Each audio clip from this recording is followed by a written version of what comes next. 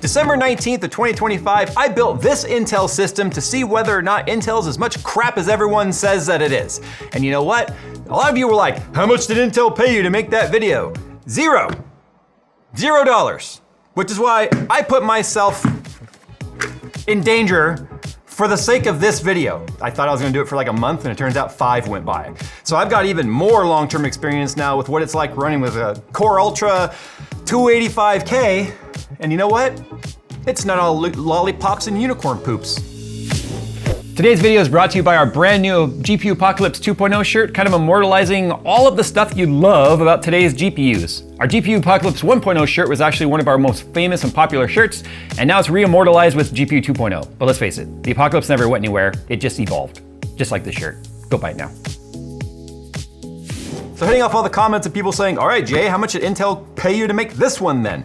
Again, $0. I actually haven't had any conversations with Intel in like more than a year. And if you don't believe me, well, I don't really care. So anyway, this is about the meta. And I don't mean Facebook. I mean the meta of like, the meta build has turned into the 7800X3D/9800X3D or broke. And if you don't have that particular CPU, then your system is crap. I got really tired of hearing that. You know what? I think I know what that stems from. I think it stems from AMD fans for decades being the poor kids that had crap PCs that had the best value and then getting shat on all over by Intel fanboys. And you know what? The script has flipped, and I don't blame you. I don't blame you now for being the bully becoming the bully. But I'm curious on whether or not Intel is like as crappy as everybody says that it is. And the only way you can truly know is to use it every single day. Not benchmark it for 6 days before launch or 5 days or 3 days or however long you spend benchmarking a system and then moving back on to whatever cookie cutter build that's completely meta and boring and then saying, oh, it's this and that. You can't. It's just like trying to review a car in 24 hours. You can't do that.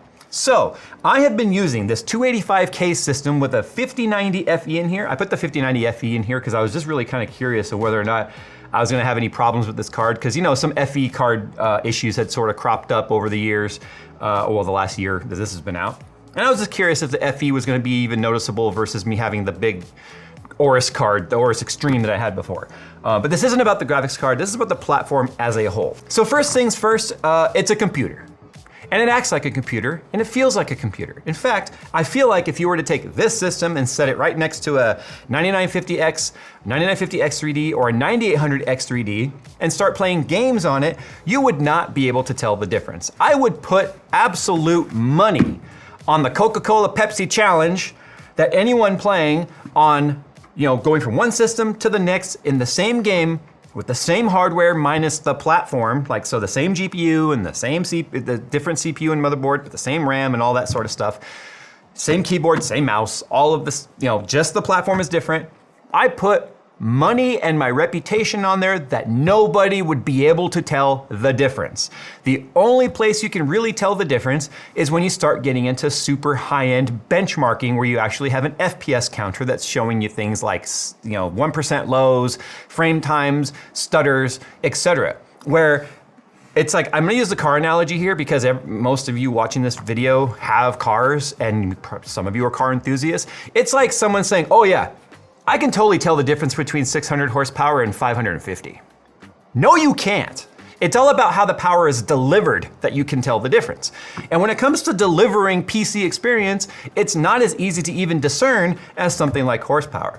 Now I'm gonna tell you first and foremost, the system when I first built it, and I'm glad it took longer to do this video, because some things cropped up after that initial 30-day period that I was gonna spend and give you guys some feedback. So for instance, this is running CUDIMs, and that's something that is only available right now on Arrow Lake. I hear AMD's working on CUDIM compatibility. However, CUDIMs allowed me to run really fast 8600 megatransfers RAM because the CUDIMs have a repeater on them. So basically it's like a signal amplifier that makes the RAM more stable at those extremely fast speeds. Fun fact, there's CUDIMs now that exceed 10,000 megatransfers, and they probably cost $10,000 with today's market. But I digress, this is not about the RAM, but it is part of the platform, so it's something worth talking about.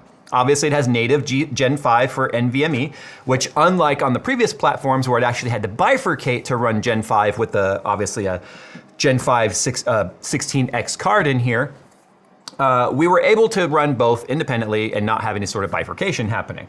Now, what I will tell you that's happened to me over the last month or so is while just kind of every now and then we'll play games after work, or we'll just kind of take a break and play some Rocket League or something like that, and I was getting a lot of CTDs, or crash to desktops, and it was kind of starting out of nowhere.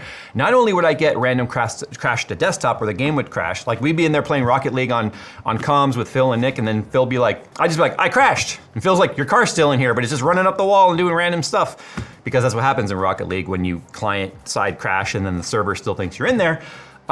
Sometimes it would go to desktop, sometimes it would be a full system restart. And what I had to do to actually solve that issue was go in and reduce the mega transfers of my RAM from 8600 down to 8000. So I don't understand why I was stable for months at 8600 without changing anything. There's no overclock applied to my 285K. There's no multi-core enhancements or any of that crap turned on. It is an out-of-the-box experience. Because if I'm going to give you a true user experience, it needs to be in a user scenario where most people are gonna build the system, put it together, and then run it. They're not gonna go in there and start tweaking with core enhancements and messing with any of the voltages or any of that. So I did not go in there and try and tweak any sort of system agent voltage or anything like that to see if I could get the RAM stability back. I only reduced the mega transfers of the RAM to see whether or not this thing was just on the edge of stable, and then over time, it just started to become slightly unstable. Now, I have allowed it to go in and do its memory training. It's a little different on Intel versus AMD, but it didn't seem to help. So I reduced it to 8000 and we've been running ever since.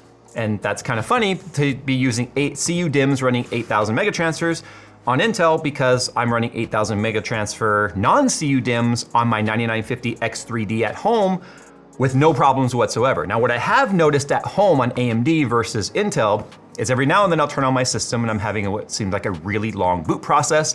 And that's because the system probably failed during post on the 8000 mega transfers and it retrained. And that's cool. It's cool that AMD is able to recognize like, hey, this didn't seem to post quite right. The memory check system wasn't, and I have fast boot turned off on home, by the way, because I don't want it to ignore any of these types of feature sets where it might sense some sort of instability and kind of tweak itself automatically. So at home, every now and then, I'd say maybe only 2 or 3 times in the last, when did I bring that system home? November? October, somewhere around there, I brought that system home, a little before I built this one. And maybe 2 or 3 times I've noticed code 15 on the motherboard and it's retraining and I'm like, oh, did it put me back to like JDEC standard and remove my Expo profile? And no, I'd go into the system, look at the memory timings and look at the memory speeds, and it's running 8000 at CL32, which is what my RAM is. And I'm like, cool. So it recognized that it needed to retrain for stability, and it did, and it's fine. This just kept running the settings until it just became unstable. So even though I allowed it to retrain the process, which what I was basically doing is putting it back to JDEC standard, boot the system, let it run, go back, enable XMP, and then force it to kind of reconfigure, it didn't really seem to matter. So reducing the RAM speed was necessary. Now, fortunately, I was never dealing with any sort of crashes when I was doing any CPU intensive tasks, like say Photoshop or Premiere or any of that stuff, because I have been doing some light editing on here for like the car channel and stuff, but I never had any sort of issues in CPU tasks, only gaming. So that's where the RAM probably became a little bit more on edge, because RAM isn't really stressed in like Photoshop or Adobe platforms in terms of its speed. It's just capacity is king when it comes to those applications. Something else that crept its ugly ass head back that I figured out on my AMD system, because remember I had the 9950X non-3D that I was using prior to this to give a true apples to apples comparison on the flagship CPUs, was my AMD system was rebooting itself. We think it was the HP printer that was actually pinging the system saying, hey, are you there? Hey, are you there? And then the system's like, what? Yeah, and then wake up and I'd come back to work and I'm sitting at the desktop. That sucks because of the fact that I run wireless components on my desk upstairs, so the wireless components would turn on, and then sitting there in standby mode was killing the batteries really fast, and I have to plug them in and recharge them versus like the month I could normally run without having to charge my peripherals because of the fact that the PC would be off at night or over the weekend. This system, the second I shut it down, it immediately turns itself back on. And I've gone in and made sure there's no wake settings. I've gone in and made sure there's no peripheral power on settings. Everything is exactly as it should be, and I don't know why the system won't go to sleep. And it drives me absolutely insane. And it's not one of those things where like, I tell it shut down, computer turns off, and I'm like, okay, cool, go home, come back the next day and it's back on. No, it's like, watch it turn itself off and then immediately, within a fraction of a second, click right back on. Haven't figured out what's causing it, haven't really honestly gone too much deep diving into it, but considering this is all out of the box settings with the same peripherals and such that are on the AMD system, and the AMD system wasn't doing it anymore once I turned off all the HP communication stuff, which is the same exact hard drives that are in here now, just now reconfigured for Intel, excuse me, SSDs that are in here reconfigured for Intel. I don't know why it's doing it and it's driving me insane. So I'm gonna have to do a little bit deep diving on that. Now for me, unfortunately, this particular platform that I chose, and I forget what motherboard it is. Oh yeah, really surprised that an Asus motherboard, which is the Hero, it's the Z870 Maximus Hero, does not have an integrated 10 gigabit NIC. It actually doesn't make sense considering the price of the motherboard. It has a 2.5G. We run 10G to my system and Phil's system and the servers and such, because when we're editing off the server and all of the raw footage is there, like the thumbnails and the uploads and all that sort of stuff, when I'm working on a project or he's working on a project, 2.5G isn't gonna cut it. So I had to go out and buy a little Amazon 10G NIC so I could get my 10G back up. Now that's just a nuance of the motherboard itself, not the platform, but I just thought that was something worth mentioning. I didn't realize it until we went upstairs and I'm like, uh-oh, yeah, it's 2.5G, and considering the fact that the switch that particular drop is wired to, which I did, is on a 10G switch that is not a multi-gig, meant no wired Ethernet until I got that in there. And then because I'm lazy, it took me like 2.5 weeks to finally order it and get it in there, so I was dealing with wireless for a long time, which really sucks because the wireless is obviously not gonna be as fast or as low latency as wired connection. So that's again a motherboard thing, not a platform thing, but I thought it was worth mentioning. Another thing I wanna mention too that is kind of interesting, this is again not related to Intel, but just something that I noticed, is 50 series graphics cards, specifically 5090s, have a known issue with Adobe Premiere. And Adobe Premiere, and when I say known issue, like Phil could comment on this if he wants, but it completely application breaking to where he could not edit in Premiere because of stutters, lockups, non-playback, or just straight up application crashing with whether or not it was the game ready driver or the studio driver. And various driver updates that came out that were supposed to have addressed this issue, and I let Phil know this ahead of time when he tried putting a 5090 in his system. I said, hey, there's a lot of scuttlebutt about the fact that 50 series, specifically 5090s, and Adobe are not playing nice with each other, and both companies are pointing the finger at each other, like the Spider-Man meme saying, it's your fault, no, it's your fault, no, it's your fault. I didn't have any of that problem with this setup. Now, to be fair, I'm running Adobe Studio stuff from 2024. Where Phil is pretty much updated to the latest versions. And he kind of has to stay updated to the latest versions because of his templates and his add-ons and plugins and stuff. So he can't really roll back. But I wasn't having any of the problems at all with the game ready driver with 50 series on Intel with a 2024 version of Premiere. So I don't think it's platform related. It's going to be more than likely just older Premiere related, which means something in the newer Premiere it's just not working well with Blackwell. Don't know why, but it's weird that an older version is working fine, but not a newer version. But I'm gonna tell you this right now. I have gamed on this system quite a bit. I have had to make an opportunity for me to game on this system. Various games, AAA titles, indie titles, stuff like Rocket League, which is high FPS, high or low latency being very important on that.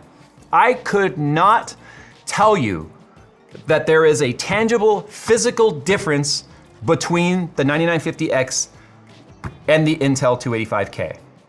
I cannot tell you a difference between this system, which is a 285K, and a 5090 FE at stock speeds, versus my overclocked and undervolted 9950X3D at home with a very overclocked and very water-cooled 5090 Astral.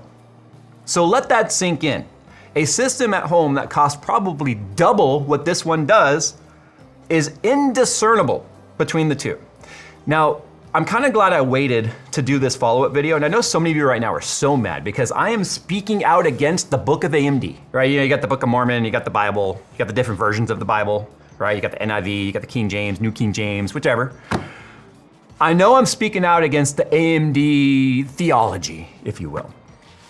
I've already explained, I believe this is more personal than it is tangible in people's hatred for one brand or another. It has nothing to do with the true like performance of them. It's the fact that you've lost trust in Intel because of the 13th and 14th gen degradation issues, because of the pressure AMD put on the market for Intel to have to compete on an aging process that they pushed too far, which has led to 285K, which has led to them kind of starting all over on a new lithography that has now led to them being the person trailing who has now put a decade into their platform, which is AMD. So it was just a major flip, and I'm really curious to see what Intel has coming in the future, because they do have like 5 iterations of the CPUs that are on the roadmap, how long it'll take to come out, whether or not their tile design is gonna allow them to really catch up to AMD.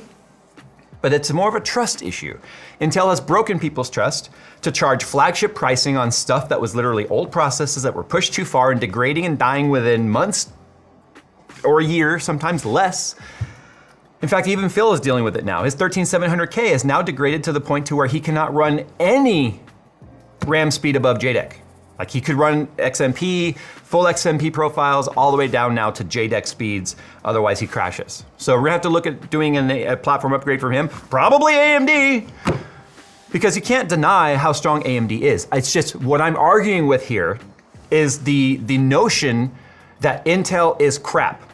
Intel has fallen off a lot, but it has not fallen off to the point that people try and make it out to be. Now let's compare the 9800/7800X3D to something like this.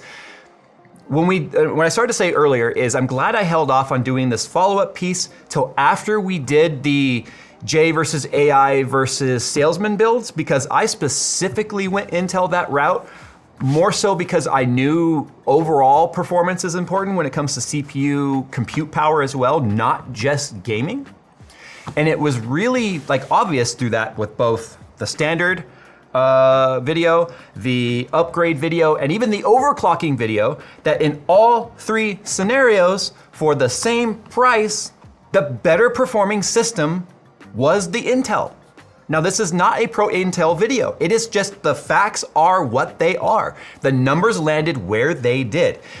Because of the tier of GPU we were running in that particular series, the 7800X3D, which Nick was running, unless you're doing something like esports titles, the 7800X3D does not lift a GPU if the GPU is not already bottlenecking the CPU. In fact, the biggest evidence of that, that the 7800X3D at that price point was a really poor value, was that fact that during the upgrade phase, phase 2 of that video series, if you haven't watched it, it's actually really interesting. You really should. The first one's kind of whatever, because it was just my knowledge versus AI versus the salesman. But the upgrade video really kind of paints the picture here. Phil had a 7700X with a 5070 Ti. Now, yeah, it was a little bit higher tiered 5070 Ti with a little bit extra like core clock to it. But ultimately, when we looked at the core clocks between Nick's system, who also ended up with a 5070 Ti, but his was like a Prime OC, which is a little bit lower tier, but still, like we've showed, AIB to AIB comparison are like, it's just hard to, really validate the extra cost for the high-end models and such. But we expected like, oh, this is it. This is the fall of Phil, man. That 7700X is not gonna compete with the 7800X3D for the, like for like GPU. That wasn't the case at all. The 7700X in like Cyberpunk with the 5070 Ti actually beat Nick's 7800X3D. That both systems with RT on, the GPU is handling the work. So if the CPU is so damn good, why did it lose in that test? So we were running GPUs that were not fast enough for the 7800X3D to really shine, which would need something like an 80 or 90 series GPU. So if you're building like an all-out, balls-to-the-walls gaming system at the true sacrifice of compute, then yeah, the 7800X3D, 9800X3D are the obvious go-to. But you sacrifice a lot of other general use compute if you want to do something other than gaming on your system. So I'm really trying to flip the script here and saying, stop recommending a $500 CPU to those that are wanting to have a general use PC if you're not trying to go for maximum FPS and running a high-end GPU. Like the 265K performed so good. In fact, the 270K for right around the same price as the 265K, a little bit more, is actually doing even like leagues better than 265K was. A lot of people ask me, Jay, why didn't you go 270K when you did the upgrade instead of the 285K? Well, that's because the 270K was still so new, it wasn't available by itself. It was only available in the bundle at Micro Center at that time. So I wanted the 270K, but I wasn't able to get it because it was only bundled. So, and to be honest, it's one of those things where it's like a launch happened and then it took weeks for them to hit shelves. It's like launch dates are such bullshit these days. It's like, here's the day people can talk about it, but here's the day it's available, but it's not on shelves until way after that. But at the end of the day, I'm kind of like, there's no real reason to switch back. There's really not. I need to investigate why this sucker won't shut down, because I know a lot of you are experiencing the same thing, the computer won't turn off. It's just funny because in the years of emails I've received of people asking me like questions, my inbox looks like tech support. Right, it really does. And obviously I don't have time to respond to those emails giving one-on-one tech support. That should be pretty like painfully obvious why I can't do that. But I can definitely tell a theme. And back in, like for years, it was the theme that AMD systems weren't shutting down. And why, I don't know. That comes down to the motherboard, not the platform. So there could be some settings in the motherboard that are just not ideal, that something on the network or something plugged into the system is turning it on. Like you can have click to turn on, like instead of having to reach down and push your power button and say the computer's under your desk or something, you just click your mouse and turn it on. I've had people be like, no joke, true story, I had an email years ago, someone, it's driving me nuts, my computer keeps turning itself on, I can't figure out why, it's driving me absolutely insane, and they had click to turn on enabled and their cat kept sitting on the mouse or stepping on the mouse like at night or while they were at work or whatever, and they found out it was actually the cat. So anyway, that's why cats are the devil. But moving on, I don't see any reason to change this. I just don't, because in everyday use, outside of turning an FPS counter on, because there's no doubt this 5090 is probably 10 to 15% less FPS at like the high end than if I were running like a 9800 X3D or even a 9950 X3D. But you know what? I also play at 3440 by 1440 ultra wide, which is in between, QHD and it's WQHD. So it's in between like QHD resolution and 4K. And if you're running something like 4K, it becomes even less noticeable. It doesn't mean it's less measurable. There's a measurable difference for the X3D CPUs at 4K with high-end GPUs versus like lower resolutions. It's a much narrower window, making the argument that much less moot. So at the end of the day, here is my suggestion. If you're truly struggling with the whole like, should I go Intel or should I go AMD? Because I was surprised to learn the other day that, well, especially when we talked about the GTA 6 launch and whether or not you need to upgrade, that it's barely a majority, but 54% of CPUs on the Steam survey, which is millions and millions of systems, is still Intel. And that's because these are people that have probably built these Intel systems years and years ago, and when Intel was still the dominant platform. But that trend line showed it's trending towards AMD, and I bet you in the next few years, we might see AMD jump above 50% and Intel fall below if Intel doesn't do something to change that. And it's gonna take time to change that. It's not gonna happen right away. But I digress, back to my recommendations. If you need overall performance, you need a really strong CPU competitor as well as a GPU gaming platform, don't overlook Intel at the lower price points. The reason why I say that is the 265K in our own testing and our own real tangible experience here outperforms the comparable like 9700X, 7700X in both gaming and general compute. Now the gaming obviously matters. Sometimes it can be a few percentage points higher. If you have the same GPU, it can be a few percentage higher on the AMD system, and it can be a few percentage higher on the Intel system. It really comes down to the gaming engine and which like CPU, for the CPU and world threads and such, which it prefers, okay? But that's the point. If we're talking a couple of percent differences here, is that game breaking? Is that game changing? Is that truly making people say, well, it's AMD or nothing? If you have an AMD system, it's complete crap. So for general purpose, at lower price points, don't overlook Intel. Now I wouldn't go with like maybe 245K or anything like that. I think they're just a little too gimped, but I'm hoping with what we've seen with Core Ultra S2, whatever they're calling it now, right, the 270K, if they were to come out with like, say, a 250K version of that, that would be really exciting to see them really bring that tiled design where they added more E-cores to it for this and made it cheaper, by the way. You gotta point that out. They added cores and made it cheaper than initially that tier parity was. 270K meets and exceeds 285K in various tests, and it's cheaper. That's a good story.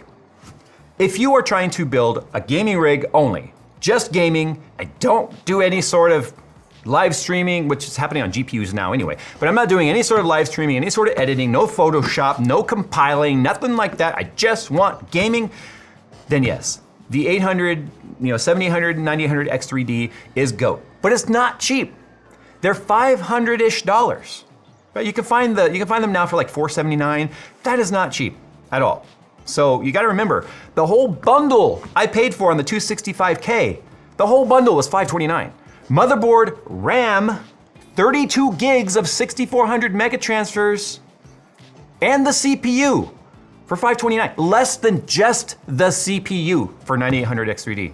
Now, of course, that's Micro Center pricing because basically the motherboard's free when you do the bundle with them because they're offsetting the cost of the RAM. Little plug for Micro Center though, but you can't argue with the pricing. There's a reason why the #1 complaint about Micro Center is people don't have one near them. I'm gonna get out of here now. I know a lot of you are probably pissed off. This is probably getting downvoted into oblivion because I'm speaking out against the book of AMD. But you know what? The facts are the facts. Don't mix up, it's like the scene from Inside Out. These opinions and these facts got all mixed up. That doesn't really matter. Just put them back in any order that you want. That's the internet in a nutshell. And you know what? PC enthusiasts are not immune to some really bad takes, which I'm sure a lot of you are saying I just gave right now, but I think the problem might be internal and not the system. All right, we're gonna get out of here. I'm gonna leave the system together, but I'm gonna take this GPU out now and put something else in there because I can. I don't know, I want to. It's dirty, I need to clean it. If it's coming out, I'll probably put my Gigabyte card back in there because honestly, I don't really care about that card so much. So if that one melts, fine. I don't want to melt the FE. All right guys, thanks for watching. Prove me wrong in the comments. I don't think you can because I think I'm speaking truth. I think I'm spitting facts, okay? I'm spitting them. I'm spitting.